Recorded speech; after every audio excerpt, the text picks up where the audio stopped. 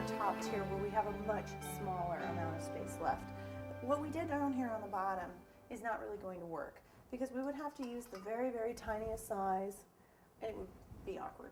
But what we're going to do, the size difference between the top with the diamonds we used here and the diamond we used for the center is down 2. So I'm going to do the same thing. I'm going to grab the next cutter size down times 2, and I'm going to come up here.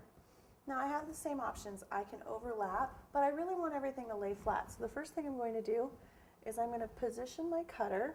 Here, let me position it first where I can see, and then I'll roll it around where you can see. I'm going to position my cutter so that it's right smack dab in the middle. Can you see that? And then I'm just going to press hard enough that I can cut kind of an indicator of where that's going to go. And then using my X-Acto knife, I'll cut it the rest of the way out. And I'm just going to remove those sections. Okay, just like that.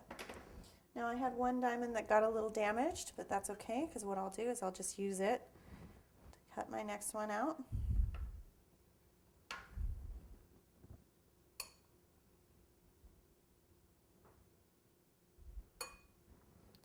And then I'm just going to go ahead and place it right on in there.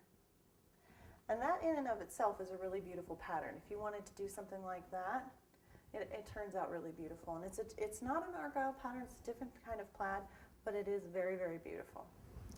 All right. So now that we have our top and bottom tier finished the way we want them to be, let's go ahead and start our piping. So now the final step in our Argyle pattern is to go ahead and add that kind of iconic stitching, for lack of a better word. One of the best ways that we can do this as far as making it easier for where we're going to go is we're going to use our same cutters, but we're going to use the opposite side, which is the embossing side. And we're going to kind of very carefully mark right over the top. So you're basically just going to center it and then just press. And it's just going to kind of give you a general idea of where you want your stitching to go. Okay? Now, of course, it's not going to go all the way up. You're just marking this round part. But it makes it a little easier.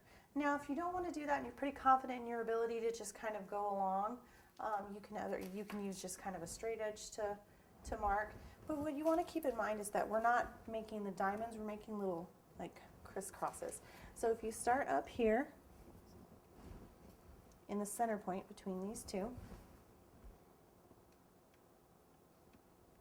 and you're just going to make a stitch.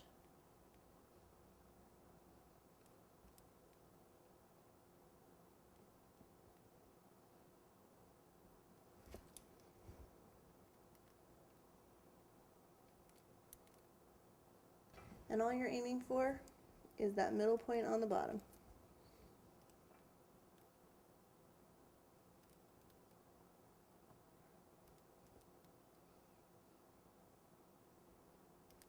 Okay.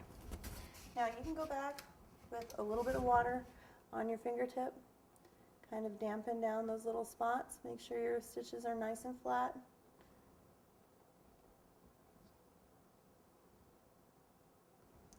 Don't press too hard though. There we go.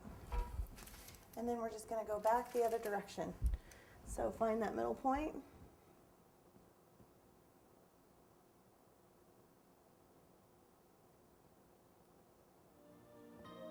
Find that middle point on the bottom.